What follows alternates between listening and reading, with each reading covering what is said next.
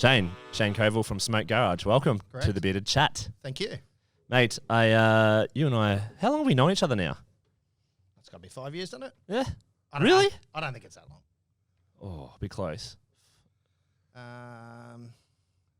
Probably 18, 17. Yeah, wow. Yeah. It's gone fast. Yeah. So, and I met you originally because I was looking for a custom motorcycle for the Bearded Chap to give away to our customers. Correct, you did, yeah. So I've done a bit of research on you as well because you're a very successful Brisbane businessman / entrepreneur as well, who is global with your businesses as well, if I can say that. You found fuck all, didn't you? What? You found fuck all. No, I found a little bit. Yeah, so I wanted to start at the beginning though, because you grew up in Brizzy. Yeah, I'm a Brizzy boy. Yeah. And you grew up in went to school at Wynnum. Yep. What was Wynnum State School like? Wynnum High. Yeah, Wynnum High. Wynnum High. Well, mate, Wynnum was rough. Wynnum was really rough back in the day. Yeah. We had an English teacher that we used to thought that someone cut her ears off because she because she used to wear a hair across the back of her ears. So straight away we used to think Mrs. Davies had no ears because her husband was such a prick. Oh my God. And look, if you weren't getting in fights in the back schoolyard after 3:15 and everyone's rushing down to say hello and see how you used to scrap on. But look, we all talk about old school days and stuff. But were you a good student? I was a fucking shit of a kid, mate. What, you just didn't like it? Because I and we could go way back to ground roots and family and all that sort of stuff, but I've just found that, when your parents break up at an early age and drugs are involved and, my old man has always been, and I respect him and love him to the day he dies, but, he's a major pisshead, loved to gamble. He used to come home and not have a dollar in his wallet because he'd hit the tab on a Friday afternoon and my old lady would go, "What the fuck's going on here?" And he used to go, he'd be blind and just say, "Hey, that's how it fucking rolls." And he's still old now and he's still, doing the same routes he's ever done. Love him to death. Yeah. And you see that side of it for a long period of time. And, I ended up going to Wynnum High and I was probably because I've got two brothers, Where do you fit in? In the middle. In the middle. So I was always the one stirring the shit. So it was, it's fun old days. My two brothers get along really well with me and basically they both own and run the old business I left. Okay. So funny enough. So and at that age, were you still like hustling on the side, getting a bit of money, or did you get a job? No. No, so funny, I was studying at a local college and I was studying interior design. I did commercial art drawing design and it was more like, when I was studying that, it was more like, well what else can you do apart from the study side of things? And you end up hustling. Yep. If you went down the basketball court dealing a bit of dope or, being a bit of a prick of a kid or getting into a fight or something like that. So, and look, I had ground roots back in that day where, it wouldn't be a problem for me to get in a car and do something quite stupid and then, and anyone talks about being ballers and shit, and I'm not here to say what I did and didn't do, but I tell you, back in the day, you used to, if we didn't rock up somewhere and roll someone or be a bit of a prick of a kid. Yeah. And not a lot of people see that side of me because I've left that, I've had to change a fuckload of who I was. Yeah. Like, I had an attempted murder charge dropped. What? When I was 18. So what? And had nothing to do with me. And anyone who wants to go and look into this story, you could probably have a look at it. And if you want to... That's insane. What happened? Why did you get accused of it? We used to play cricket in a backyard next to my mate's house. Yeah. And the old bloke next door to me, he's a mean old prick. And every time we'd hit the cricket ball over his back fence, he'd steal it. Right? So we hated this motherfucker. So I said to my brother at the time, I said, well, let's fucking get over there and get him, Well, he's stolen property. Stolen property, and he said, you know, fuckers, you know. Anyway, so we'd jump the fence, and lo and behold, he's left his rollies and his little whiskey on the back deck, and I said, well, I'm going to fucking take those. So I took them and... How old were you then? Oh, I was probably 16, Yeah, 17. Just under the age, Yeah. you know, just under the legal age to get in too much trouble. Yeah. And, you know, we smoked all his rollies and drank all his piss and threw him back over the fence to let him know, no fuck with us, you know. Anyway, so... But then what had actually happened, this tussle was going on for a long period of time. And me and my brother at that stage and a couple of his mates did a couple of stupid things, and we took it a little bit further by actually jumping over the fence because we knew he would be gone at that stage, and then actually entering into his house. Oh. And we entered into his home, and my brother at that stage actually found a suitcase that was filled with beef cube containers. They're like the little cube beef. Yeah, the stock stocks. stock Yeah, cube. yeah, and then little aluminium So foil around. he actually grabbed a couple of those and brought them back home, and we unraveled them, and there was about $2,500 in each of them. We grabbed about 5 of them, and it was just, it must have been his life savings, this old man. Wow. And at that stage, we were just thinking, well, this is fun. We've got a lot of cash. What are we going to do? We're going to go in the city and we're going to spend it. And we're going to buy piss. And we're going to buy, you know, anyway. Yeah. So, and this is something to be learned based in life, that those whispers that happen that quickly got around within 36 hours, and the old man's house was entered. He was bashed within an inch of his life. He was chained to a chair. He went to hospital, and So someone came in and did that to him? because we talked the fact on what we did, so then the whispers got around very quickly that there was a fuckload of money in this man's house. Wow. And to this day, I do know who ended up, you know, going into his home, but it had nothing to do with us. But the biggest problem is we'd been in there 3 or 4 times before. So you had fingerprints and stuff everywhere. Fingerprints, foot. They took mouldings of my shoes. They raided me at my mate's house at 1 o'clock in the morning at Hammett. Hi, Pennell. And and we were arrested and taken away, and Oh took a my long God. time to actually get over that, because What did you think in that moment?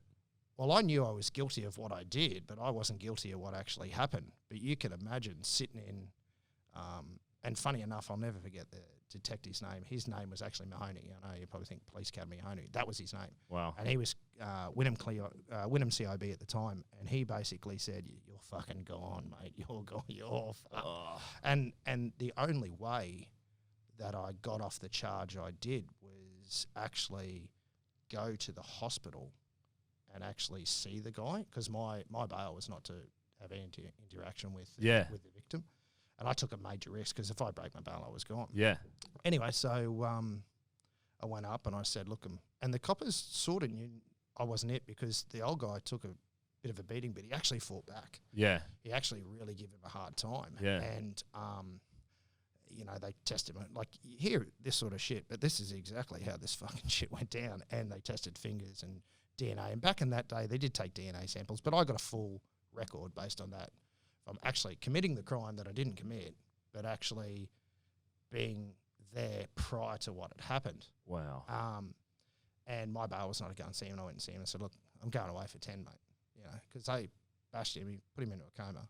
They actually chained him up. So it's deprivation of liberty, I think, the charge. Anyway, so yeah. long story short, I basically went and seen him, and he said, no, you're not it. I said, can you just tell the fucking coppers, mate? Because I'm fucked here. And he said, oh, that fucking kid that came in, that's not him. And 2 days later, I was sitting in the Wynnum Watch House, and they just said, yep, you can go. But it was that sort of scene where you roll into the cop shop and you've got all the cameramen and all that, you know, press. Yeah. And I had to cover me. He said, cover your head if you don't want them to know the fuck you are. And that's what the copper said. And look, that's where, right then and there, I changed. Not for always the better, but I did change a lot of what I used to get up to when I was a kid. Just took that different path. I had to, because Holy shit. you got to a point, you have that little break in your life where you sort of say to yourself, well, I could be a better human. You know, I could do better things.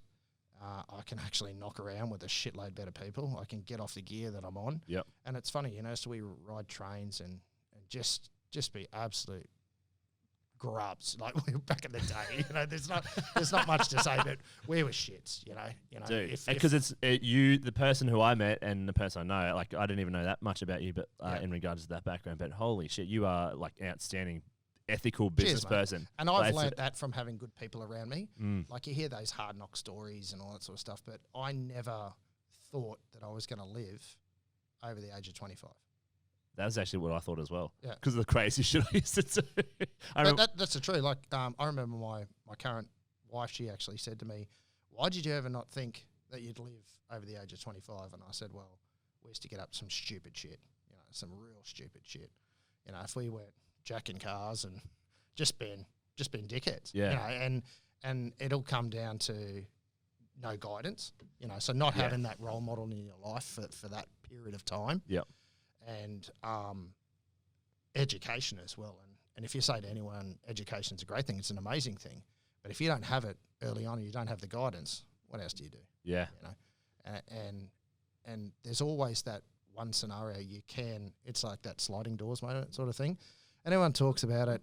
There's a bit of skepticism behind it, but it can happen. And at that moment I remember having, not that a fucking epiphany, but I remember the fact that I went, holy fuck, I better change the way I am. And look, then I, you know, fucked off a lot of the people that I was hanging around with. Yeah. You know, I was a cat and I was a dog and all the old words that you used to, you know, because you wouldn't come out and fucking smash and do whatever you needed to do at that period of time. But I was young and I was pretty stupid at that time. But then I started getting into like cars and bikes, and it sort of put me on a different path. It's like... So did you go and do mechanics after that, or? No, I did. It was funny, and when I was 6, I used to make cars out of rubbers. Like, I'm talking full scale, like not scale, but miniature little cars out of condom rubbers. No, it's in pencil rubbers. Pencil rubbers. Oh, pencil okay. rolls. So, you know, Yeah, and I used to make these little cars, and I used to get, and this is like, you think like where you used to start your little, where you think you might end up, or if you're good at something. I used to be really good at this. And then I got into drawing and sculpture and design and started that. And I used to just use that craft. So I used to draw during the class time, sell them for lunch and get lunch money, and then hustle that money. Like, that's awesome. But that's when I was just, you know, I think I was probably 8 or 10, and you know, and then I got into skateboarding, and you know, you find a different path there, and you meet a bunch of different people and stuff. So look, there's so many different guidances or which way you turn. But that, you know, the art side of things sort of, and then I did a lot of graph when I was a kid. So all this happened to you, and then you studied design and art. Yeah, so like a certificate 3 in art and design. Yep. And then from there, which is a nice cover to say you were doing fuck all. Well, not a professional student, but and that's where I was. Yep. So then you went from there. What did you do at that point? So I was living with a mate, and I was going to college during the day, and then we were drinking one night, and one of my mates came over and said, "Hey, you know." He lays carpet at night time at all the hospitals. Maybe you can just go and fucking lay a bit of carpet. And I thought, oh, yeah, well, at least it'll get me doing something. So, yeah, for I think 3.5 years while I was going to school, I was laying carpet at night time. And my first job was at the Waco Correctional Centre. Right? So it's like another flashpoint for you. What life could have been. For oh, my God. For the mentally insane. And we used to lay commercial vinyl and commercial carpet. And anyway, I still remember the day where we're laying carpet in the middle of the night, and this woman comes screaming down the hallway, you know, and you got Blake's, you know, what goes on in there is just ridiculous. And, you know, it's hard with mental health these days. But, yeah. You know, we're talking, what am I now, 45? So we're talking 23 years ago. And these blokes, because we were there from pretty much dusk till dawn, because that was a quiet period of time to lay all the vinyl in the hospitals. Yeah. And they had a contract. And I was just a bit of a shit kicker, you know, like picking up vinyl and... Come on, Johnny, get over here. Yeah, you know, the fucking knockabout. But then I actually picked it up really well. So he used to then send me out on own jobs. But the only reason he hired me, because he was a chronic alcoholic, right? So the whole idea, he knew I had a driver's license. So he thought, Drive around. But then I started actually doing a bit of work. But I remember the first day working for him, and he said, "You'll be at my fucking house at 6 o'clock." Yeah, no worries, mate. So I pulled up, and it's bin day. And I've actually pulled up, and I'm waiting there and waiting, and the fucking Garbo's turned up, and he's got the headphones from the side of the seat. He's chucked them on his fucking head. I won't mention this guy's name, but he actually knew that every time he pulled up this motherfucker's house, the bin was full of stubbies, and it was going to make a fuckload of noise when it got in there. So he used to, and I used to watch this guy. True story. Anyway, so I get in the car. There was that much glass in there. He's a pisshead. Mad Bulldog supporter, just an absolute fucking pig of a man, but funny as fuck. Right? Anyway, so he'd bloody come out. He goes, we'd finish the day. We'd start at 6. He'd work. I mean, he would fucking work, this guy. And he'd basically, we'd finish at 3. You're not working past fucking 3 o'clock because that's fucking beer o'clock. Yeah. Anyway, so he used to say to me, we'll get a box on the way home. You're driving, of course. By the time we got home, there was 6 left. Right? So holy shit. Yeah, he was a fucking maniac. Anyway. Oh my. What was he drinking? That's almost impressive. Yeah, and I'm talking an hour drive. He was smashing these things, but he was 36 when he died in front of me, and I'll tell you what happened. Oh my god. So, he, 36 years of age, he's chronic alcoholic. But what used to happen all the time, we used to have to actually replace the carpet that we were laying because he used to bleed from the nose all the time. So heavy smoker, my god, heavy drinker.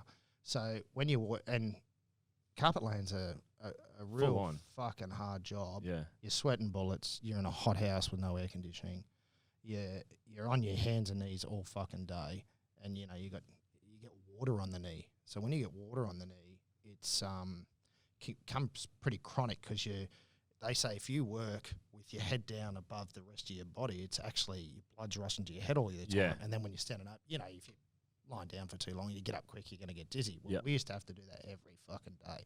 So they say average carpet layers last 5 years, and then they're fucked because their knees are fucked and they're getting head spins. And anyway, so we used to have to replace this carpet all the time from the bloke I was working with because he'd bleed from the nose. I was like, "You're bleeding, mate. You're bleeding." And he'd go, "Oh, fuck." So, we'd ring, we've cut this run. We used to blame the fucking salesman. Let's fucking cut it short again, get some more carpet out there. Poor salesman to get charged for it, and we just pull it up and put it in the bin. Anyway, and mate, the rorts starting there.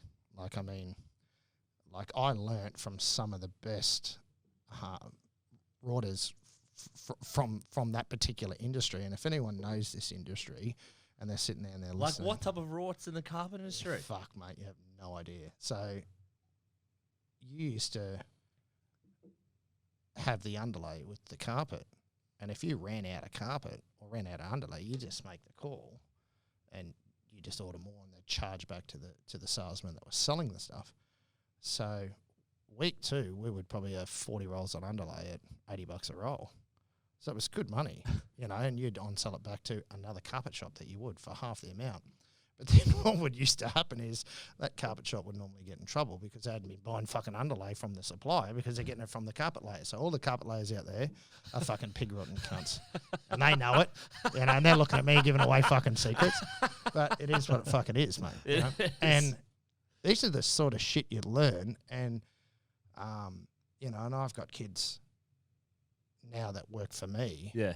And I just fucking love it when they say to me, I'm just not feeling too well, or I can't, I've worked 8 hours this week. And, so and as much as I love the crew that I've got working for me, and they respect me as much as I respect them. But yeah, with the rorts that used to start back in the day, and you learn from these tricks, or these ways of life to get around. And I learnt that from a pretty earlier age, from the bullshit broken home and all that crap. Yeah. We can go down there, but and then he had a brain aneurysm, I think they call it. Yep.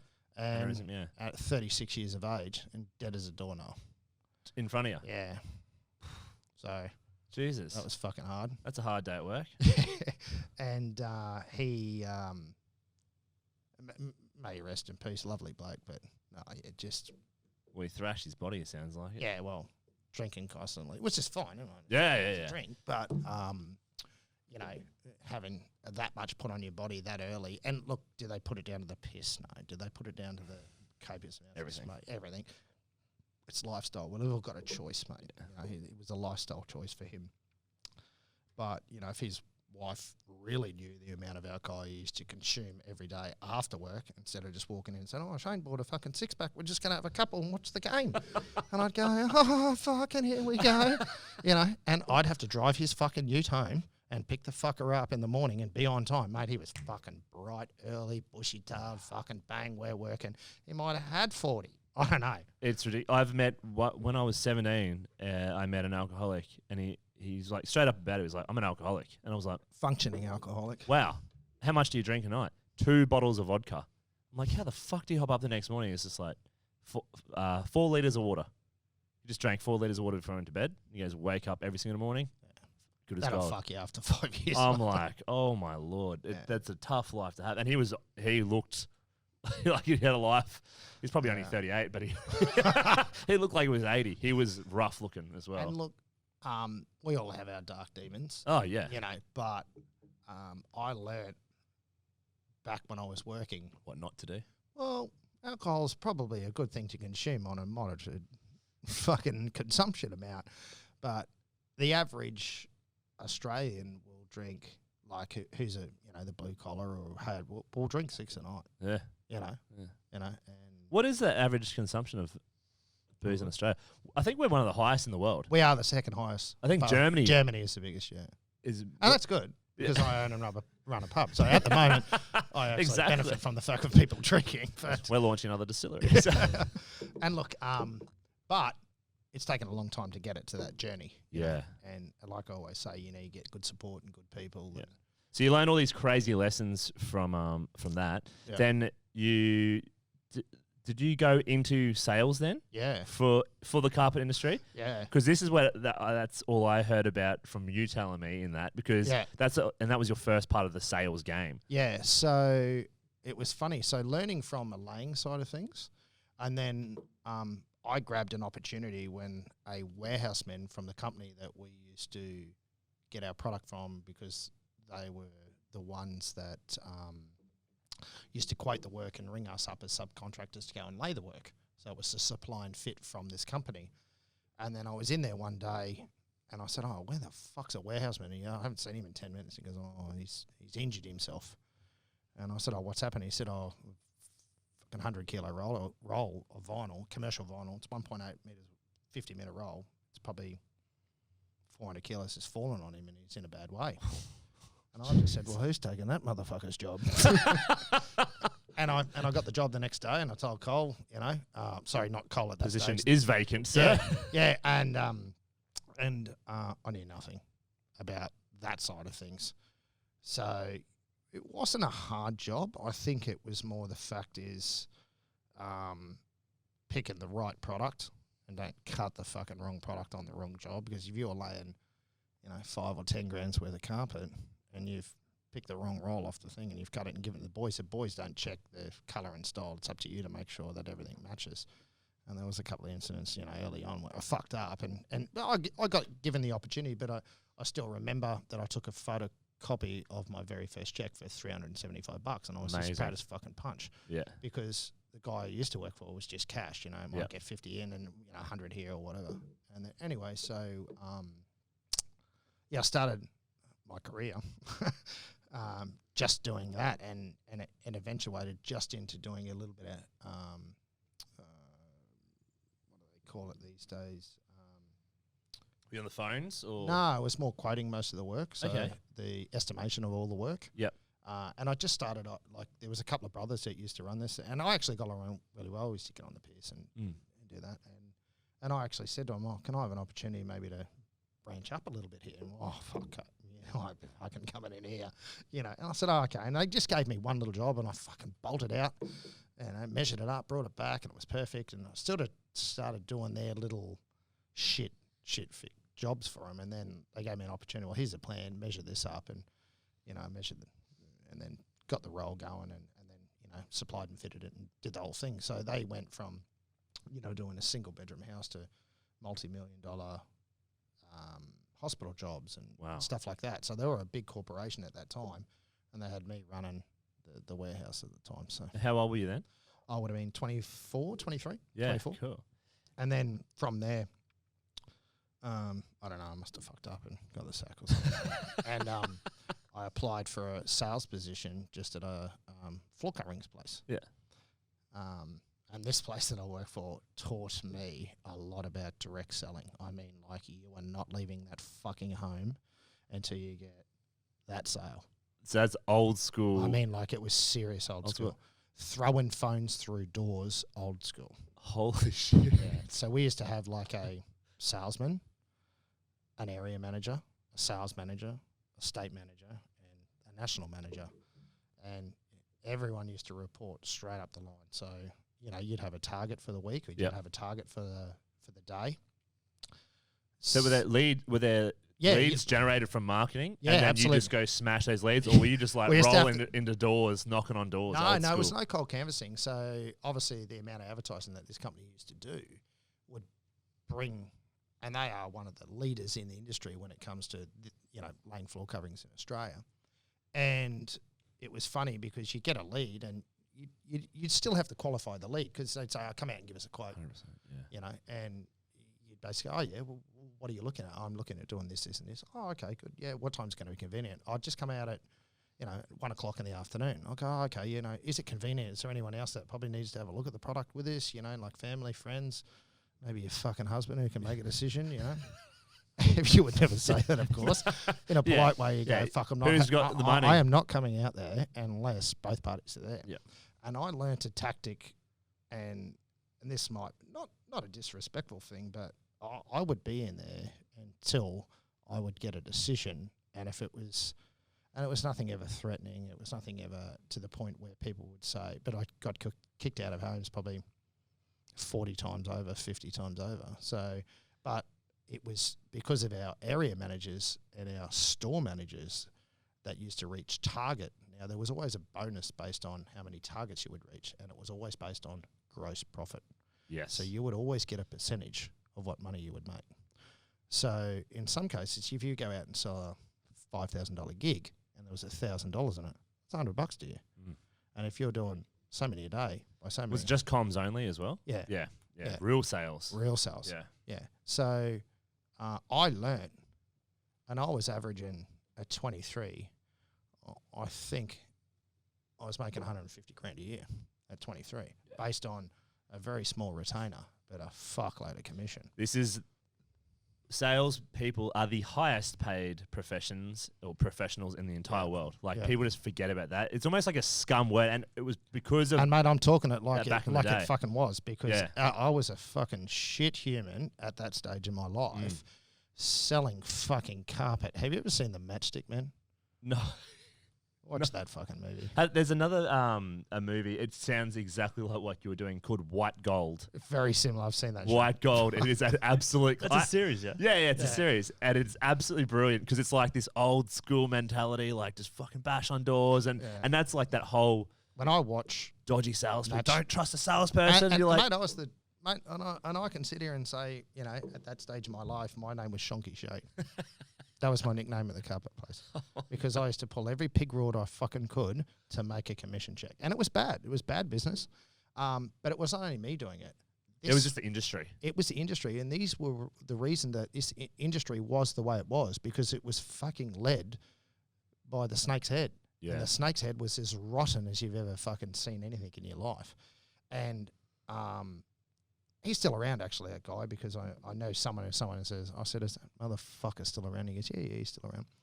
And I'll tell you a very quick story. When I turned up for my very first day at the carpet shop, and the store manager at the time says, right, well, what you got to do is you got to walk around and you got to write down every fucking drape of carpet in the shop. And I'll go, well, what do you mean? He goes, you need to know the product. And once you've written all the fucking product down, come over and so on, we'll do a little test. And that was my first initiation to the carpet industry. I thought I could fucking do this. So you'd flip over the first lot of carpet and it'll have the make, the model, very similar to a car or a bike or anything. Make, model, content, weight, so you'd have your 5 contents that you'd written down. Anyway, it's a pretty intense industry. it's a fucking, People just like, yeah, carpet. it was intimidation, mate. Fucking, and dead set, there were some timid people in that sales industry that got eaten up by the mongrels. Rolled. Because if a lead come through, I was the first one to go, I'm fucking taking that lead. And I'd look over. And no one else was taking that lead apart from me. And I'm talking like... It's scary, though. Mate. And a lot of people think sales is scary because they're like, oh, I don't want to talk to someone. But you had all that... I was still very green, but I learnt from the peers that obviously taught me on how to actually make the sale. But because I was a bit of a fucking prick, I wasn't afraid to go, well, are we doing business? Correct, If someone ever says to anyone about asking a leading question, most people feel intimidated by saying anything that might upset someone. But back then, it wasn't hard to ask for an order because you had someone on the other end of the phone and say, you fucking asked for that order and you ask it the way I'm asking you to ask it. You need to say word for word when I get off the phone and you just say it scripted. Do you remember that? Do you remember that script? Yeah. What was it? Yeah, well, in some lines it would go, well, I've come all the way out here tonight to get your business. I've given you a fantastic price. What's stopping you? What's stopping you from making a decision? We want to think about it. What's there to think about? It was just pretty full on. Yeah, what's there to think about? Oh, we're getting other quotes. Oh, okay. You're getting other quotes. Do you like the carpet? Love the carpet. Do you like me? Yeah, we like you. No one's going to buy off anyone that they fucking hate. I learnt that pretty in my first 10 leads. If you were too pushy early on or you were too cocky or... It's one of the things I learned of Jordan Belford because I was very lucky to spend a week with him before he blew up. And I learned a lot about him, not what to do in the bad ethics as well. Selling the pencil or selling exactly. But the whole thing was they have to love you and like you. They have to love the product and they have to love the company. So I definitely went in there with that attitude. I'm just going to stomp this out. But I learned very quickly that you have to become a likeable person to actually create someone's trust. Because you want to do business with friends. Mate, people buy fucking people. Correct. And if they don't like you, they won't buy it, no matter how good your product or your price is. If you're an absolute fuckwit, you're not getting the sale. Absolutely. And I learnt that very quickly. So I had to change the whole tactic, even though... How long did that take you when you realised that? Over probably 6 to 12 months constantly, because I used to get frustrated if I couldn't get the sale. And it wasn't because of the product. It wasn't because of the price. It was mainly because of the attitude I probably took in there early. So I had to change the whole concept, refocus, reset, but still use the same sales track that I learnt that was drummed into me from a fairly early age. And that's all I knew. That's all I knew is this sales track.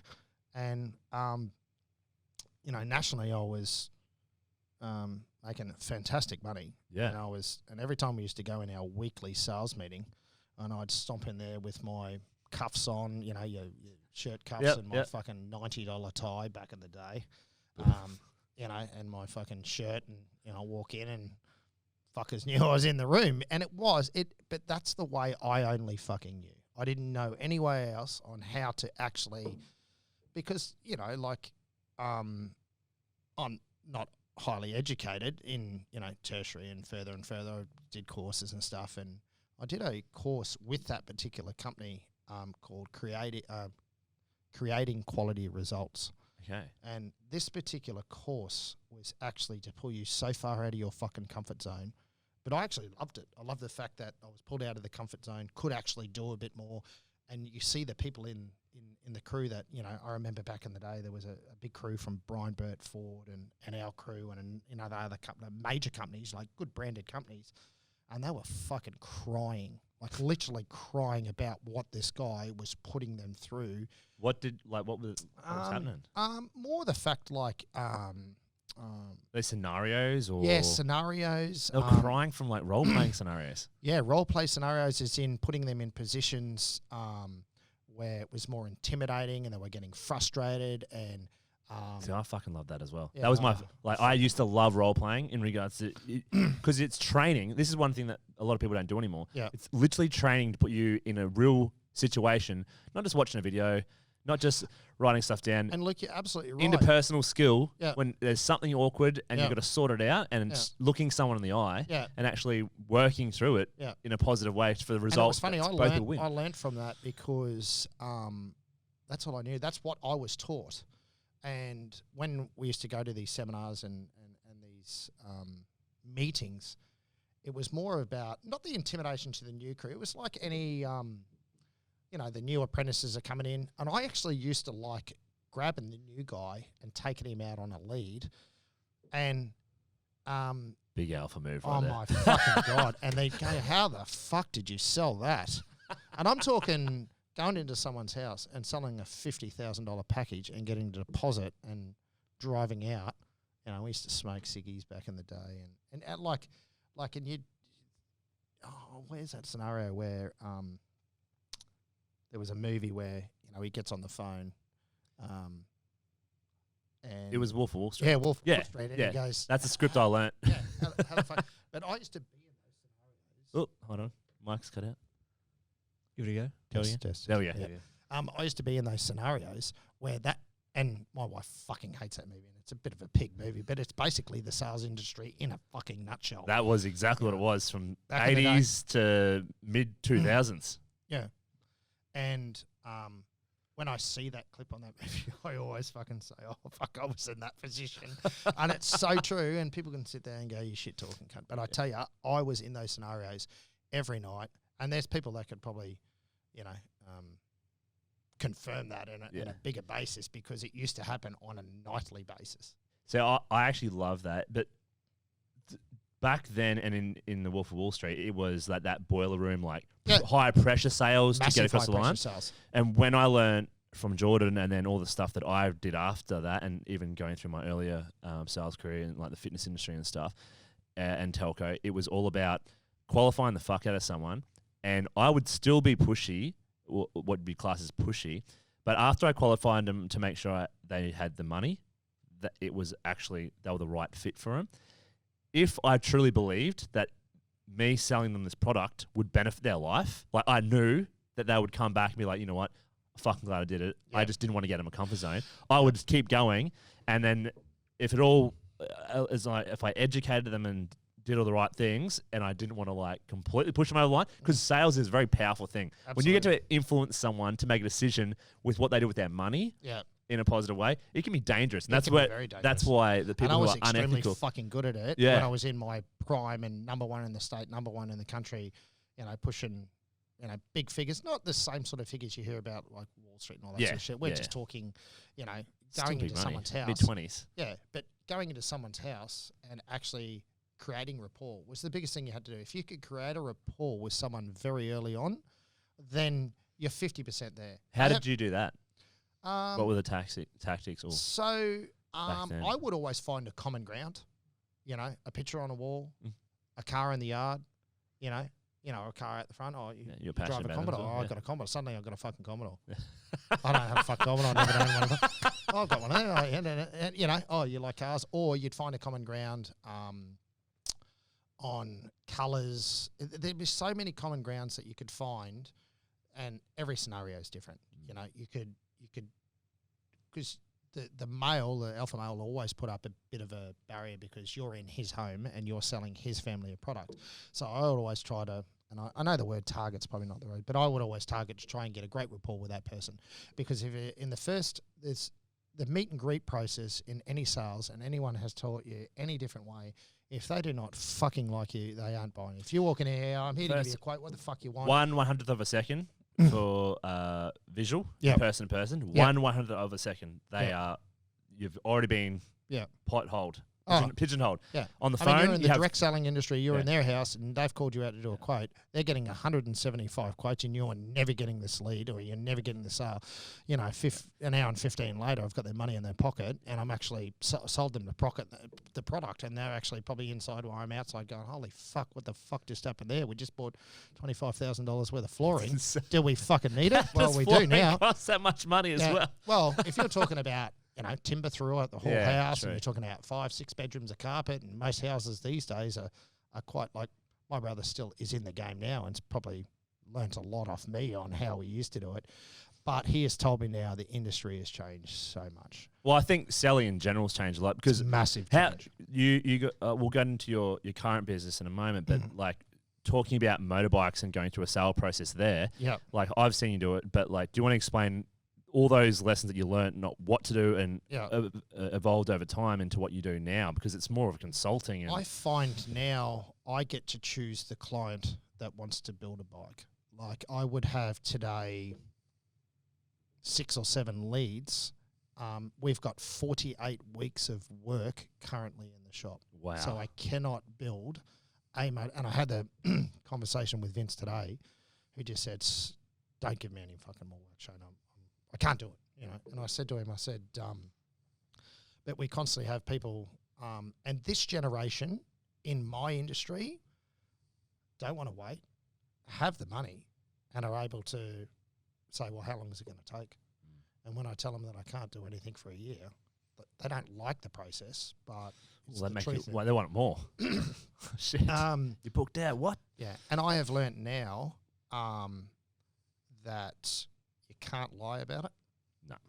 You cannot be false about anything. I am the most straightest shooter now from where I was to where I've become to where I am now. I basically just say, this is the price, this is what you're getting. But a lot of the people that are coming in from a greener aspect of actually the motorcycling industry, they are restricted for nearly 2 years and 3 months when they get a learner-approved bike. So I've actually captured a bit of a market there because no one else is entertaining that sort of lambs market. It's quite...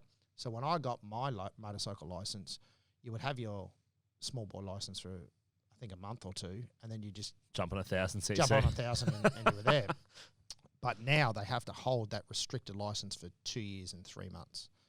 So not by accident, but, you know, we started our first one and we actually thought, well, we can make this pig's ear look silk purse pretty quickly over a 3-week period. And I think now that our product that we produce is a point of difference. Like, we're not the average motorcycle shop that does choppers and, you know, the standard product that you probably see on the television and all that. We do unique things. And I think now people who are restricted, the first advertising is but it comes down to, you know, position, business sense, and I've learned a lot based on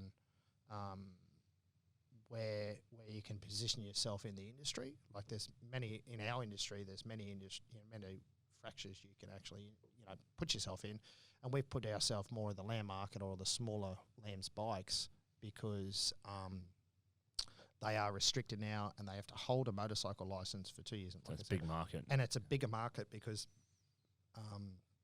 the Harley Davidson Street 500 is, I think now, Australia's #1 selling motorcycle. Wow. And it's a restricted motorcycle. I think Ninja 300 and Royal Enfield built 1 million units last year. 1 million. They just reached out to us again. I have to say about that. Yeah. Yeah, right. So yeah, look, we found a little niche market, but you know, that's where I am now, and we're in a position. So it's more consulting when a customer comes to you now, whereas before you got a lead, you got to go out and smash. It's almost hunting. Now you have a selected niche in the market, and people coming to you, and so that sales process is. I don't have to sell it anymore. No, and you're almost walking through what the customer needs and consulting them with what they buy. And now it's not like from where I learned as a younger salesperson that we used to go and have to really smash the shit out of it and direct selling, and you have an opportunity then to sell it, but now it's already pre-sold. Yeah. Like, they just walk in and go, I fucking love what you do. I want one. That's amazing. And this generation just go, well, where the fuck is it? I go, mate, it doesn't just appear overnight. You know, we have to build the fucking thing. How much does that cost? And an average price of one of our builds can be anywhere between $20,000 and $30,000 for a $7,000 motorcycle. But we put a lot of time, effort, and value into it, and when they do get the product, it's pretty well known. Yeah, you know, well, it's a unique product. Absolutely, and I think that's that point of difference that we have. But you know, all we wanted to do was. So how did you get from? So you just at your top of your game in carpet sales? Yeah. It sounds fucking shocking. Well, you're crushing fucking it. true, bro. Yeah. Crushing it. And when you're a good salesperson in an industry, you're allowed to walk like a big swinging dick. Yeah. But you went from there. How did you get? Was there another step before you were like, I'm starting my own business? Yeah. or- So I met a Geordie, an Englishman, and he came into my shop when I actually had. Was I working for someone then? No, actually. Yeah. So I was working at the company. And he walked in and he said, "Hey, I'm from England." And I said, "Oh, yeah, you going?" And he said, There you "Oh, go, look, I'm actually looking at starting up a carpet business here. You know, what do I do?" He was green. He was that fucking green, Luke, that he bought a brand new fucking house in Australia and he wanted it brand new because he didn't realise that if he didn't have the seals brand new on the fucking windows, that he didn't want snakes and spiders to get into his fucking house. That's how green that motherfucker was. He got stitched Right? up. And he knows who I'm fucking talking about. Drop But- bears. But yeah, and I said, "Oh, fuck, you got a nice house." And he come from a lot of money. You know, he did really Yeah. well in England, Yeah. sold his business, came over, wanted a new life, met me. You know, and I went, "Well, we could do this, this, and this." And he goes, "Well, I'm keen to do it." And I said, "I don't have a fuckload of money." You know, I was working for that particular. And then I started, then we actually started a business. So he used my sales techniques on how we used to go about it because his industry was completely different to what industry it is. Was he in carpet as well? No, he had a lot of mates that had a lot of ties over in England. Okay. And then, so when he came over, one of his best mates ran and owned his own Axminster company. So, I A mean, what? Axminster. So Axminster is the sort of stuff you see in pubs and clubs. It's a woven product, so Okay. it's wool. It's expensive. It's like $400-500 a meter. Yeah, wow. And this guy used to know a guy that, anyway, said, "Oh, so he can supply me, you know, we can cut them into the deal by them getting a sharehold on supplying us products. We can front up the rest with the leases and the shop fronts. Let's do it." I think because I was trying to sell him carpet, and he thought, "Oh, this guy's all right. I might poach this motherfucker and do my own and make some money." Anyway, That's the best way to look for good salespeople. yeah. Go to a place where you can get And- sold. And I never wanted to run I was never in an industry. Well, my personal self, I didn't think I would be in business. Like I said, you know, like what I came from too. And it was an opportunity I was granted from a company to actually. And I remember when I rang the sales manager 15 times to give me a crack, you know, give me a go. And he thought, "Oh, fuck, You're a true salesperson. keeps fucking."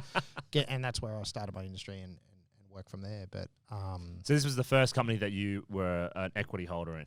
no, so I started in the first company and I was there for nearly 10 years. Okay. And then I was working at one of their shops, and then he came in and said, "Hey, I'd like maybe to start my own." This is the English guy. English Yeah, guy. yeah. So the English guy was the first business that you Correct. were an owner of. Yeah. Yep. Yep. So I was a very small shareholder at that time, more direct sales and working and, you know, managing all the staff, but a small shareholder.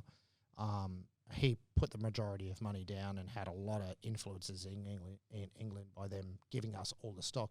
So what we did is we were the first company to introduce a product into Australia that had never been heard of, and it was the first industrial click vinyl product in the world. And it was Wow. and we actually even got a tax exemption from the government when we imported it. And we thought, well, when we laid it in house, it was revenue. What's the word? We revolutionised the industry back in my day, and it was such an amazing product that we thought we can go nationally with this. Well, it's standard in the flooring industry today, isn't it? Standard. So Wow. in the industry now, if you see a click product, it was from our original company that we imported from English, an English-based product that we brought into the country, that then we actually nationally rolled it out. So from his opportunity, and I learned a lot of him. He was a bit of a grub too. He's a bit for himself, but all that aside, you learn a lot of things in business. Yep. One thing is never have a fucking business partner unless it's your wife, mate. You know, and I ended up getting fucked over. And anyway, that's how the cookie, and you learn from those fucking things. Absolutely. But so, you know, we got some leases and opened 7 shops. Like, bang, we're in the fucking industry and we're competing directly against. And how long was this time frame? So 10 years at my first business. Yeah. And 10 years at the company I worked Yes. for. And then I think about 5 or 6 years in that industry as well. So, right from my early 20s right up to my early 30s. And this new business that you went into partnership with? Yes. How long was that? About 6 years. Yeah, about 6 years. 6 or 7 years. I can't remember exactly, but that took us a lot of places.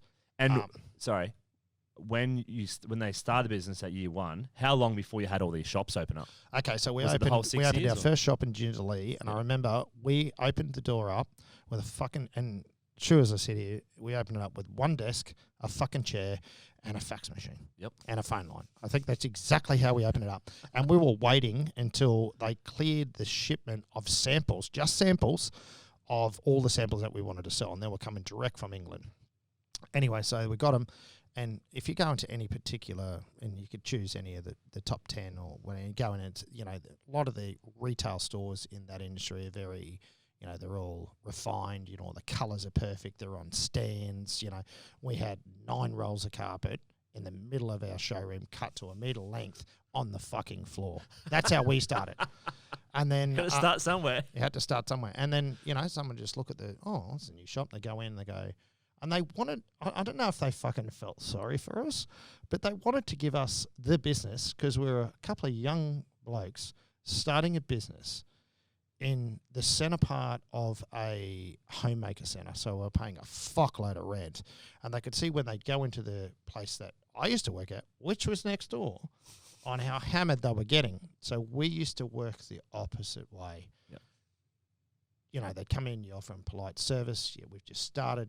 This is the opportunity. What do you think? And the product was good. So it always taught me back then to have a good product, where the other place we used to have shit products and sell them for high margin, where now we had an English-based product that was value for money, but obviously still expensive, but you'd have to sell more of the fact that the product was amazing, or the fact that you're selling them a shit product for fucking triple their value of what it's truly worth.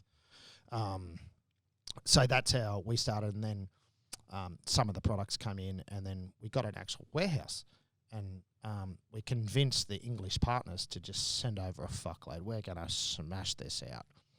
And we ended up being into 175 shops Australia-wide. Wow. And these are all different retail companies Who are on selling your product. on selling our product. So we were the national distributor, similar to your situation here. Yep. And we used to sell one product in 15 colours. And it was fucking amazing. This product was killing it to the volume we were doing. At that stage, we were probably doing anywhere between 200 and 300K a month. Wow. In this product. Solid business. Very, very. And that was like 6 months in or a year in? Probably a year in, after we felt the retail wasn't always going to be, there was always more margin in the wholesale side of things. You just had a shed, and you distributed out Australia-wide. So that's how we started. But then what had happened is this particular product that we introduced, which is a click system, which is a plastic vinyl, wasn't tested for the Australian environment.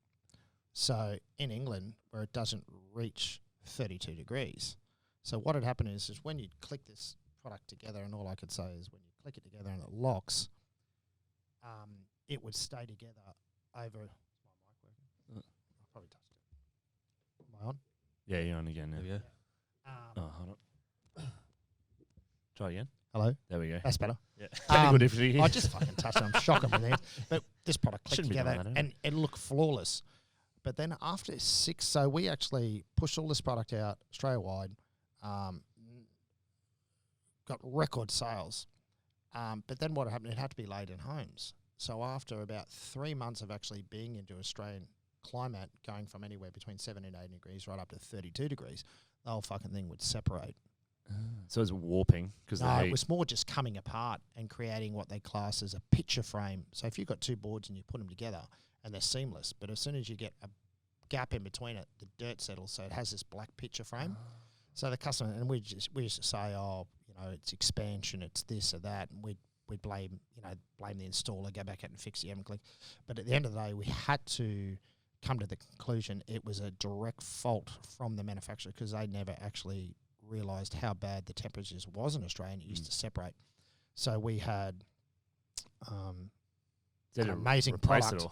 Yeah, it got to the point where we were replacing fucking product on the other side of Australia. Financially, it just fucking ruined us. I actually I said at that stage, I actually said, well, if you wanted to continue the wholesale, I'll take over the retail side of things. So I kept the retail, but then dropped that particular product and kept doing what I knew that I could probably survive at that stage. Obviously, that product failed and he's no longer in business and that side of the business because we separated it and all that sort of stuff. And at that stage, I was living well over the means that my business was probably producing at that stage. You know, spend that cash flow. Oh, it's not only spending it, but more just getting into that rut where you're living month to month and your credit cards are gone. You got 70 grand's worth of debt on cards, and you know you're still facing up to work every day, and you know your rent's due and your salesman's shit, and you have to go and run every fucking lead. And look, it just got to the point where I had 25 years in that industry almost, and was just suffocating. I just had enough of that particular industry.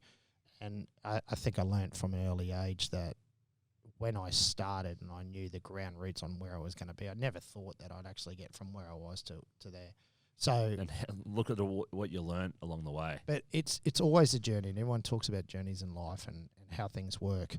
And like I was a shit human back in the day. I was, a criminal. I used to do everything I can to fucking earn any bit of money, steal, bank, borrow, whatever, and we all talk about, how our lives progress, but that come down from that one fundamental situation at 18 where I could have gone that way or that way. And I just chose, maybe it's time to settle down a fucking little bit.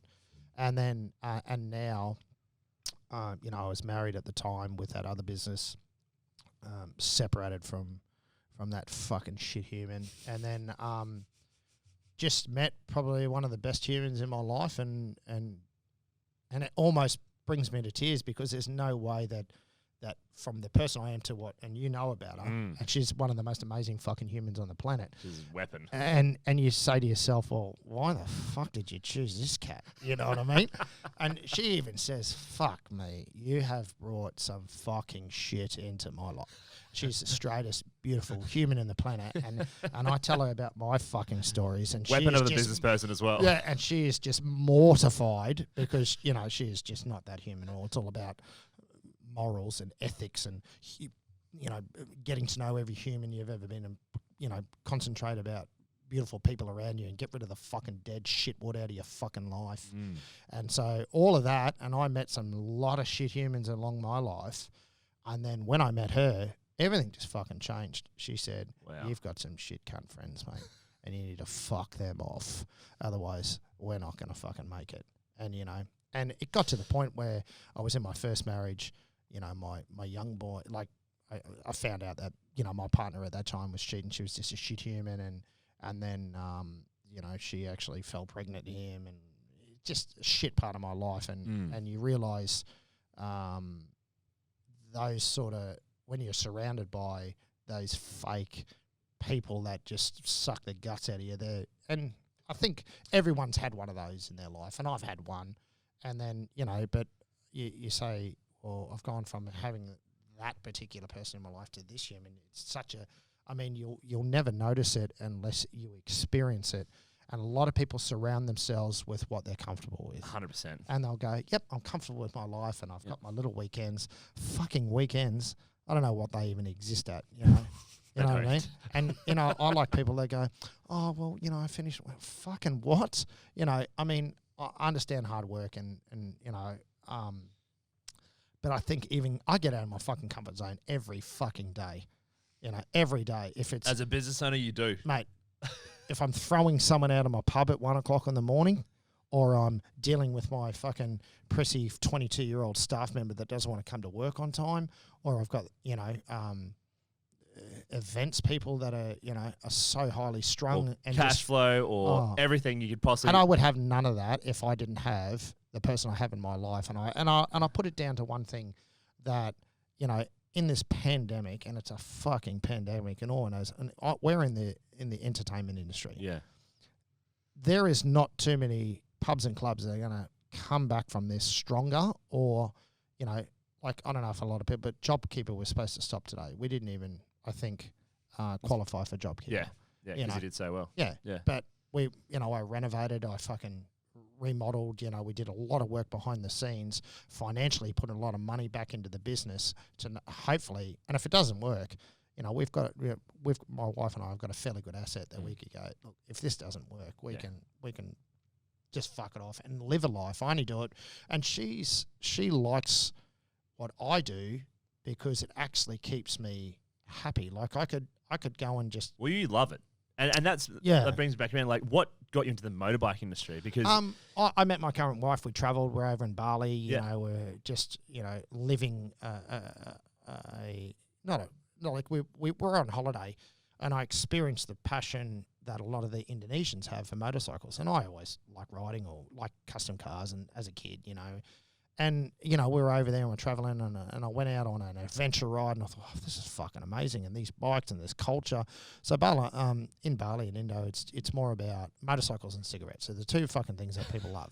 And there's billions of them, right? Yeah. And, if you've ever been in Bali, you'll see it's organised chaos. Yes. You've got 1,000 motorcycles, all drifted as one. It's like a big, fucking what the bugs. They're like all together, And I think the experience was, well, get on the back and we'll go for a ride. And we used to just travel. So you already had been riding motorbikes in Australia? Yeah, I did a little bit, but not to the point where I was super good at it, or I used to do it every weekend. If I could get on the bike on, anywhere I could, I would.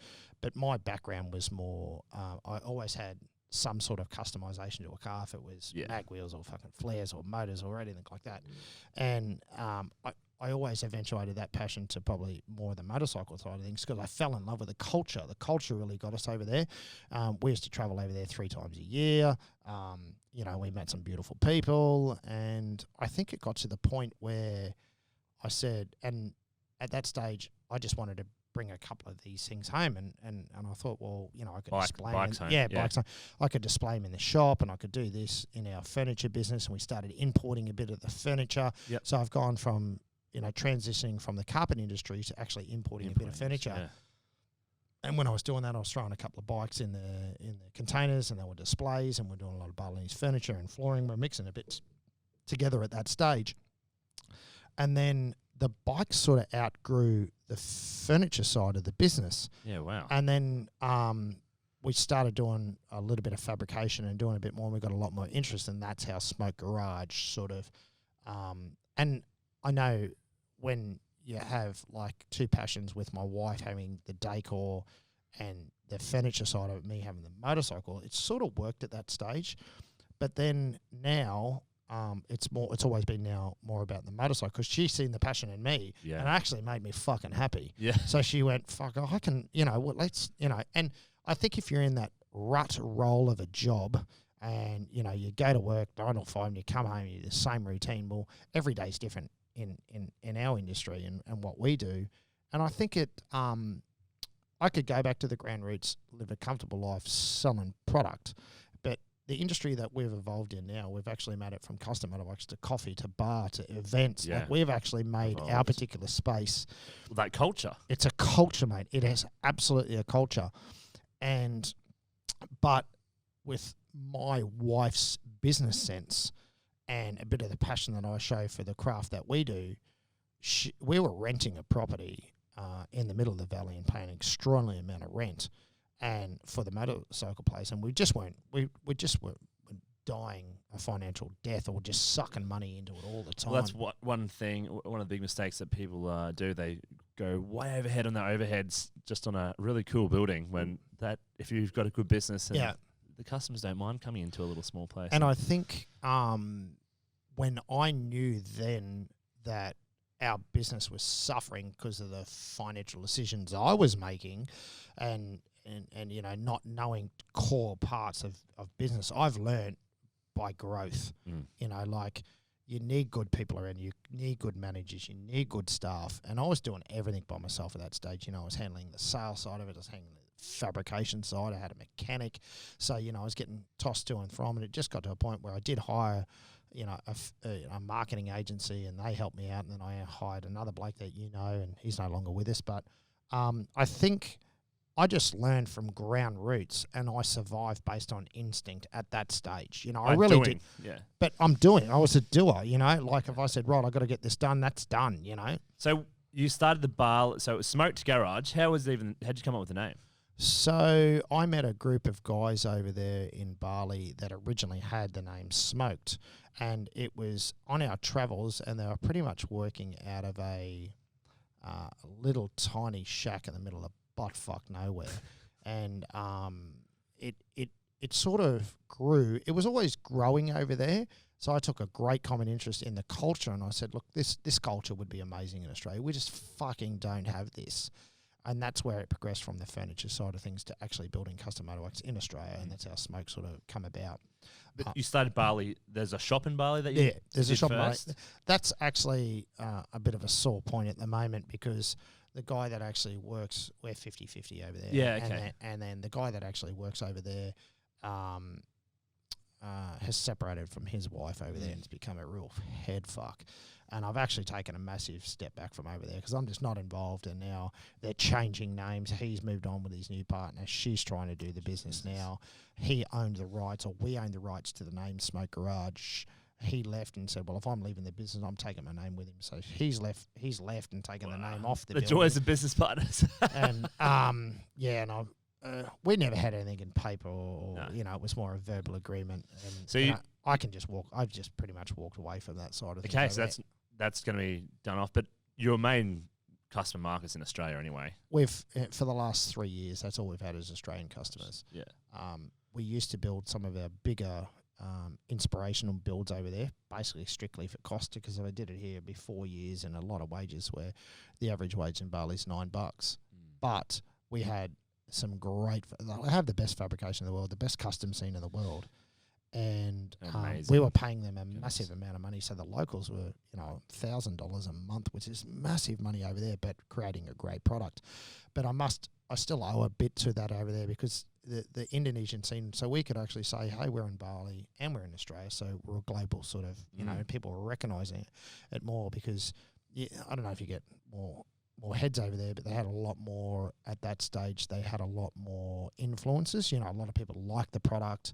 So, we had our link where this is our Australian corporation, this is our Indonesian, which, on a business sense made sense, but it was a financial struggle to keep that up and going when it wasn't, and I think that it could be handled a lot better over there. But it's probably made Smoke Garage into what it is into Australia, into Brisbane now. Because it's been great marketing. Like, whenever you have a business that's in two different countries, it makes a huge difference to people's perceptions as well. But they've got to both work in harmony. They've got to be financial as well. And, correct. And it is a struggle when, if they're dipping into the pie over there and not giving back, and, assets, it can be really ugly. If you don't keep an eye on things, it can really get, shit. And then, you've got to fly 14 fucking hours to go and sort shit out. And it's hard. You're in a foreign country. Yeah. And, there's all this turmoil going on over there at the moment. And I just said to the wife of his, I said, you know what, it's probably time. We've got enough on our plate now. Let's financially sort this out. You move on. He's moved on. So she's actually rebranded our brand over there. He's actually kept the name. So I think sooner or later he'll pop up with the brand. It's his brand over there. Yeah. Australia, I own the rights through the Australian side of things, and he owns the rights too. We're still good mates. We still talk.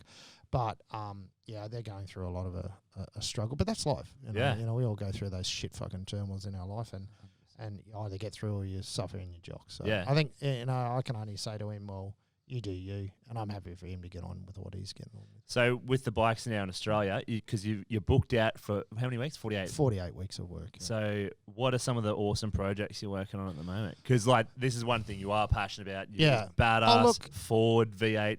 Oh, I mean, crazy, My wife fucking hates that thing.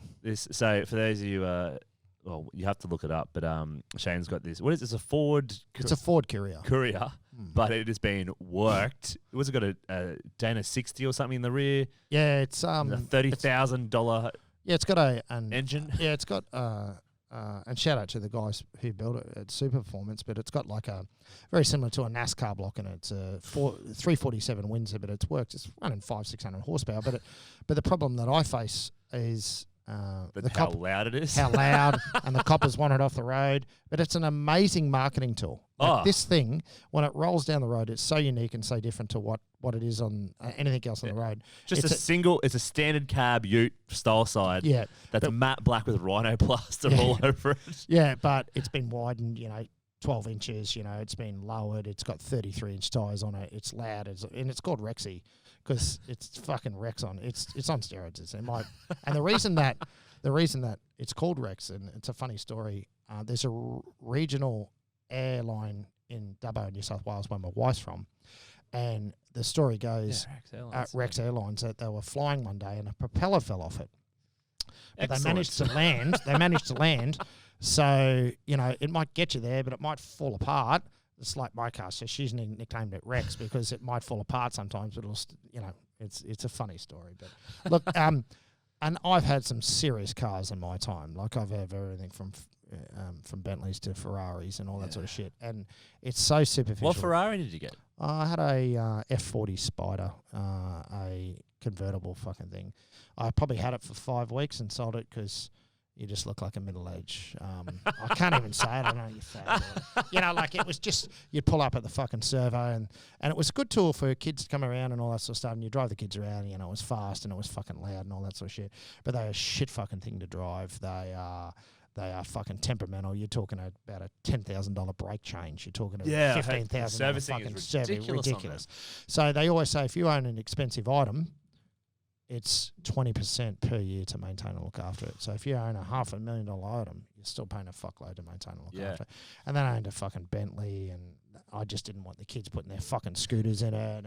And all of those superficial things mean fucking nothing because you're really living outside your means and you're attracting the wrong attention. But I own a 96 single cab Ford Courier Ute, and it actually gives the business, because it's got smoked on it, it's got smoked on the tyres and stuff. Yeah. And people look at it and they just fucking Google it. They just hear this thing humming down the road. Oh, wow. It was the same type of thing when we had the Bitter Chap Jeep, all branded up, supercharged, full off-road racing tyres and stuff. And well, the story goes, I was down at a local service station probably 5 weeks ago and had a fuckload of money, a fuckload of money, maybe $3,000 in my pocket from bits and pieces I was doing. And then I've gone down to the servo, and I've managed to pull my money out of the wallet. And I said, how much is fuel? And he said, $100, something like that. And then I've left. And then I get a call at the shop an hour later. And he says, is this Smoke Garage? And I went, yeah, who the fuck's this? He said, it's the guy down at the servo. You've left all your money on the counter. You left $3,000 on the counter. And I went, how the fuck did you know it was me, mate? That fucking ute, mate. Had smoked on the tyres. I seen you leave. He said, I didn't get your rego, but I knew what car it was, so I Googled smoked, and your car popped up. Your fucking Google ads, there you are, your reviews. God. And he rang me, and he said, I said, how do you know you're talking to the same bloke? And he goes, well, I must be, because you left your fucking money down, so you come pick it up. So I tell that story because, true story, and... You're a lucky man. Did you give him a tip? Yeah, I went back, gave him $100. Yeah. And gave him a free feed and a couple of beers to his mates and stuff. But so good. But that just comes from that vehicle. Now, if I was in a fucking Hyundai XL, I probably would have got that fucking call. They would have to look at the cameras and figure out who owns the car. Maybe. Probably. So, any form of marketing is good marketing. Any form of media is good media. So, it's brought a bit of heat to the actual car itself. Like, it's going through court at the moment to keep it on the road. So really? Yeah. What are they trying to get it off the road for? There was an incident where I was just at a car park and doing donuts. No, I wasn't being a hoon or anything. I'm not it's loud and it's obnoxious, but I drive it pretty much within the regs. Yeah. I was just parked at a car park, and these fucking jacks came in and just lit me up and said, I've heard about this car, it's illegal, blah, blah, blah, blah. And I said, well, I fucking tell you it's not, mate. It actually has 47 modifications, blueprinted, and here's my certificate. It's all fully, and compliant. It is 100% compliant, that vehicle. Yeah. I paid nearly $5,000 just for the compliancy to have every regulation checked, every modification. It's safer than a normal 96 Ford Courier. Yeah, like it's had that many upgrades. Like it is like it's all steel, like it's all been done, had a private certifier come out, do a road test certification. Like you can modify anything, but you can't just get a fucking Commodore and throw an LS in it and think it's going to be roadworthy. You have to get it modified correctly by an engineer. So we had an independent engineer come in and say, well, you can't do that, but you can do this, and this. So we go, right, and we followed the guidelines. It took 1.5 years to get the guidelines and do it perfectly and get the actual blue certificate that goes on your vehicle that sits with your car under your registration and is actually logged under Queensland Department of Transport in the regulations. Anyway, this copper said, no, I don't believe any of that. And I said, well, here's certificate, here's my license, here's everything, all the modification. No, that can't be right. So and taking to court for it? Well, it's funny you say that. I only got a letter in the post the other day because they actually tried to fine me 1 point and $133 for driving a car that does not reach Australian standards. And I said, well, tell me why. And he goes, the wheels are illegal. And I said, well, it says we've got the wheels on the document. And he said, the engine's illegal. I said, here's the engine. It's all documented. Yeah. And he goes, I don't care what the piece of paper says. You need to take it back down to Durra and get it rechecked. And I went, well, what, another inspection? It's just been down there for inspection. They've passed it. I don't care. You've got to take it down. So they took it off the road. So 4 weeks later, I had to wait for an inspection. My own money, my own time, took it down there. The guy's going, what's this thing doing back? And I said, well, it's here for an inspection. He goes, what the fuck for? We just passed it, 10 weeks ago. And I said, well, the copper thinks it's illegal. And he goes, all right, we'll go through it again. They go through it like a phone tooth. This is Department of Transport Regulations Inspection Bay, not a backyard mechanic. Yeah. This is the people that inspect vehicles. Anyway, so he went right through it and he says, look, well, they've requested that we ring vehicle standards. And I went, well, fucking ring them. So they rang vehicle standards, got all the questions answered, and said, Shane, you're free to go. We're going to ring the copper. So the copper got a phone call. Next minute, they're both screaming on the phone to the copper. They're on in a. He goes, that fucking thing's been loud. It should be off the road. He said, it meets every regulation, mate. Yeah. We're not going to knock it off the road. We've given him a certificate to continue. Anyway, so I got a call from the sergeant at the... oh my God, what a waste of resources. Yeah, anyway, so he's rung me, he said, so how are we going to fix this? And I said, well, it's been fixed in my books. And he goes, we're not going to drop it, mate. You're still going to pay the fine and do the time. I said, so you're telling me if I pay the fine, I'm pleading guilty to something and I've learnt from a fucking early age, don't speak too much. And I said, mate, I'll just grab it. So he said, you do it, we're going to keep issuing the fine. So anyway, so I've got all my documentation. Now I've got to go to court and I'll plead my case and we'll see how we go. Seems pretty clear cut, to be honest. And mate, we're in the industry. We actually fabricate a modification every time, and we have to do it by the book, or we lose our fucking motor dealer license. Exactly. And I try to tell him, hey, this is what we do for a living. Yeah. I couldn't do it myself. I had to get an independent in to actually do this particular work because it's a vehicle 4 wheels where we only do 2 wheels, so we couldn't do it. So after and then anyway, I was picking up a motorcycle at Wellington Point, and it was Melbourne Cup Day, and I got pulled up, and this guy goes, oh, I just wanted to pull this car up. And I said, why? And he goes, mate, this has created some fucking heat in our industry. And I went, oh, really? He goes, this is the famous fucking smoke garage ute. And I went, yeah, it is. And he goes, man, the fucking hornet's nest that this thing has, their fucking internal investigation, this guy's going right. And he says... And I said, well, he better have a fucking checkbook ready because I'm going to... Because financially, my wife has taught me something that if you're right, you don't have to back down. Like, we are correct in what we've done. We've done everything perfectly. But if you're wrong, you've got to eat a fucking dick or two and just suck it up, you know what I mean? And it's hard, but I've learnt that from having better humans. And I said to my wife, I said, Molly, I know I've done what she said. Well, if you're right, you can stand a bit of ground. Yep. But knowing your history, Shane, there's just something you're not fucking telling me.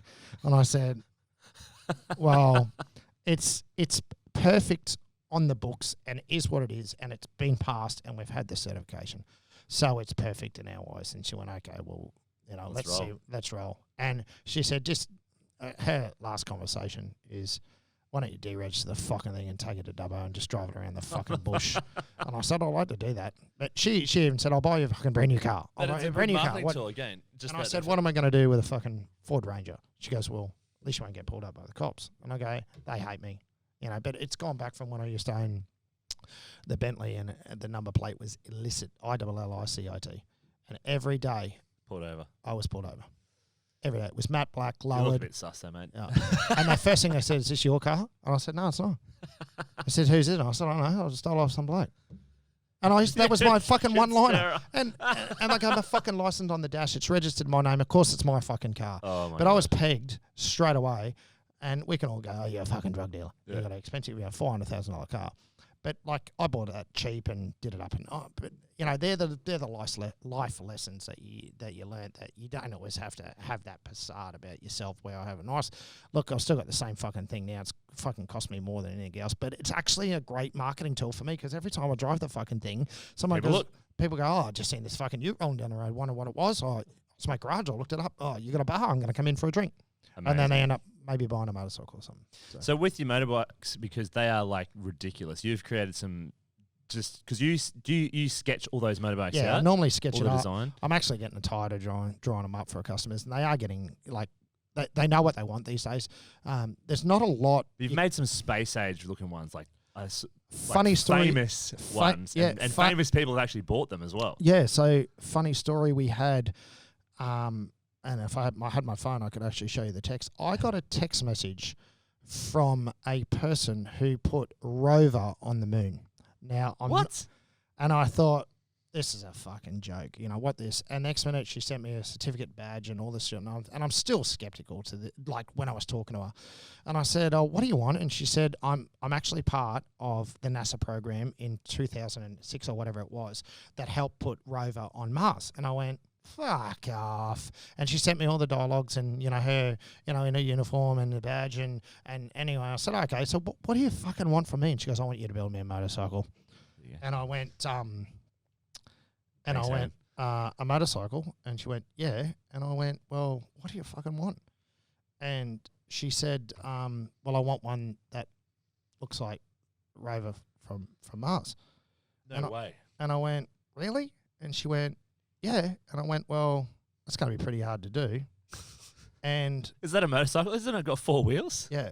Quad bike. So you can see the designs that we're doing up, and if you go right back, you'll see how she showed me the photographs of her inspiration, what she had when she was part of the team. She wasn't the person, but she was, you know, worked for NASA at the time. We'll put a link in the comments underneath. That is sick. Yeah. Yeah, so that's our final design that we were doing on the. That is sexy. On the bike itself. Look, it didn't eventuate to anything. Yeah. Because I gave her a price tag of $300,000. But it was going to cost, you know, an extremely amount of money to actually, you know, integrate, you know, these wheels. Oh my God. And she wanted it, you know, I said, well, it won't be road legal. I don't care. It's literally like the Rover wheels. Yeah. So hold on. Oh, we'll go back to the wheel. Where is it? There. Yeah, so this is the design that we had to try and that was basically the design from the Rover that they put on. And look, going from the old school person I was to this sort of shit, and I'm thinking, what the fuck have I done to deserve this? You know what I mean? But it's what we've created as a business that people are coming to us and saying, hey, you built some pretty cool shit. And this is where the first design, what she was looking at, you know, and she goes, oh, question mark on the front wheel. And I said, are you fucking serious? That ain't even going to fucking happen. But we've built some pretty Tron stuff. Yeah, and it was because we built a bike that was replicated off the C1 Lotus sort of thing, because Lotus were going to build it. We built one and become nationally and then globally recognised. Yeah, because there's one bike, it looks like a spaceship. The rear seat lifts up, and that's been in magazines all over the world and stuff. Like, that was one that we built in Bali, and personally I wasn't behind that particular design of motorcycle. Our chief engineer over in Bali, Guswi, and God love him, he's a great guy, sort of said, well, hey, what about if we do this? And then Nico was behind it, and there was, you know, something that would be totally unique, totally different to what I think. And anyone says, well, why have you done that? Because we could. You know, we had the talent, we had the machinery, we invested a lot of machinery back in that day. You know, that was probably 4 years ago. We built that bike 5 years ago. And it still sits in the showroom floor. It's my garage in 126 Fortitude Valley. So, yeah. Excellent. And so with the global warming predicament that everyone is going on about at the moment, are you starting to find, I should probably rephrase that, the move to alternative fuel sources? You're seeing a bit more of demand in e-bikes? Yeah. So, funny enough, I actually purchased 4 yesterday. Whoa. Yeah. So, there's a product called V-Moto, and it's an E-Max scooter. they're Australia's first fully electric, like if you were going to power a 50cc motorcycle, only does 75 k's on a battery. They're a 30 amp, 60 volt battery, fully electric. How fast they go? 60. So But it's just commuting around. But, Damn. you know, all the Uber Eats guys, so I bought 4 of them. We use one in the shop, you know, just getting around, picking up parts and stuff. No fuel, no emissions. You can't hear the fucking thing. That's scary. It's fucking scary. You turn it on, and I'll go, and the guys go, how do you know the fucking thing's on? Well, pull the throttle, mate, it'll go. And the torque and these little things, because they're Bosch powered, so the motors are made by Bosch. Yep. Batteries are Panasonic, so it's all Italian made. Great little motorbike, but just a single step through. You can actually, I think, ride them on a learner's permit. Yep. Or a standard. You don't need a motorcycle license, but we just wanted to get a feel of what these little things are, and they're going to be everywhere in 10 years. Yeah. You know, and have you had anyone ask for a full like big bike build? Because I know there's some motorbike e-bikes out there that are crazy. We do not have the technology to do that in our shop, period. We've always been, you know, petrol orientated, you know, fuel injection, carbureted. That's us. That's us. Yeah. And for us to come and, you know, want to build something in electric, you know, Harley have just done it globally. They've just introduced the live wire. Yeah. You know, amazing motorbike. Obviously upset a fuckload of people in America and Harley Davidson because it's all about the power and, you know, the emissions and noise and stuff. They actually found a fault in this motorcycle that what was happening in dealerships in America, so I've heard from other dealerships, that they turn it on, and the first thing you always do when you get on a motorcycle, what does every motherfucker do in my shop when they get to a bike? They Rev just it. fucking... They just think, oh, yeah, the throttle's just there for me to fucking play with like a dick, you know? And they just sit there and they go, oh, you know? And I say, oh, mate, it's not going to go anywhere. It's not fucking on. Oh, you know? And like, full respect to it. Because you've got to start it. Yeah. Yeah. But you turn it on, the lights come on. If you grab that throttle, the thing's moving. So they had to vibrate the seat and make a noise out of it to let them know that the motorcycle was on, because there was all blokes coming in and go, oh, give me. And boom, the thing was fucking flicking off the showroom floor. So sure there'll be some hilarious security footage and dealership from that. But, you know, like the same with, you know, every person that comes in, they come and have a look at the bike, and we respect they can touch them. But the first thing they do is always go for the throttle and just, you know, twist the throttle because it's there to be twisted, I suppose. Yes. So sounds fucking good. Yeah, funny. But when they get drunk in the shop and they want to get on one, fucking hell. Fucking hopeless. Mate, thanks so much for joining us. That's all right. I think we've done almost 2 hours. But have we really? Yeah, it gets away on this. Fucking Everyone's does, like, oh my God. Yeah. No. But thanks so much for joining us. I hope, you've given us some good insight into where you, like, literally coming from nothing and building up something that's successful that you're passionate about. Yeah. And I always go back to the fact, like, if I didn't have the current people in my life at the moment, there would be no way that I would be in that position. And this, like what I say with Molly, with my current wife at the moment. And it's hard because you surround yourself with a lot of people that you're influenced by, but you can be influenced very easily by shit fucking humans as well. So having great people and support, financial has always been a big thing as well. But yeah, if you do surround yourself by good... That core circle of influence is so important. Those top 5 to 10 people you have in your life every day. Yeah. And it's hard also, like, I've also had to do that in the past, and you had to cut out people. And not necessarily cut them out forever. No. But it's limited amount of time that you actually, and the amount of bandwidth. It's the volume of time. Like with myself and my wife, we don't actually live in the same state at the moment due to COVID. You know? And when we get time together, that's our time. So no other person's going to get involved, because we actually oversee each other maybe every couple of weeks, and it's hard because everyone wants everyone to, you know, my time and her time, because she's a very important person. And my time is very, but on that weekend when we get to share, and I always say to her, it's like having a fucking new girlfriend every week, because I don't see you for 2 weeks. So, you know, I want a bit of quality fucking time. Yeah. But that, you know, with Molly, she's actually taught me about from going from an absolute shit cunt human to rorting and doing direct sales to actually being more responsible, making that call that's supposed to be made when you have to make it, you know, having a lot of trust as well. But leading from example, being the first one there, being the last one to fucking leave, you know, teach your people the fundamentals on how you're supposed to do business. You know, teach them, because those teachings fucking go. And there's an old saying: there's no fucking toe ball on the horse, on the hearse. You can't take it with you, you know. And if you can make those teachings. But I've known now that I've always had to stop and reset and go, well, how would I do that in that situation if I was, you know, the fucking shit cunt human I was with before? But now teaching a bit more truth behind a lot of things and leading from example and getting to know your people and stuff like that, and that comes directly from her. And I always say it now, like, if I didn't meet her, I fucking would be in a fucking hole, mate. So I like to, I can't mind. And we all have good humans, you know, we have great mates, and I've got a lot of great mates, you know, but your core party, you know, is the people that you surround yourself closest with, and the ones that you want to spend the time with, the ones that, you know, if people were charging you out time, who would you pick? You know, and that's where I see it was, well, you know, I choose the people that are, you know, always there and have a common ground and common interest and stuff like that, but support you in problems. But talking to people is a big thing, you know, having that support network where, you know, I had a fucking moment today where I just wanted to, you know, fucking outleash, and I had to fucking ring her and say, what do I do with this? She said, well, you know, if you do that, it's going to cost fucking 10 grand. So you need to fucking calm down, go and have a chill pill, you know. And she was on the road. She's actually travelled up tonight from New South Wales. So I haven't seen her in a couple of weeks. So I'm keen to get the fuck out of here, if you know what I mean. Thanks so much for joining us, mate. No worries, Always a mate. pleasure. Yeah. Talk to you soon. Good on you, Lukey. Thanks, mate.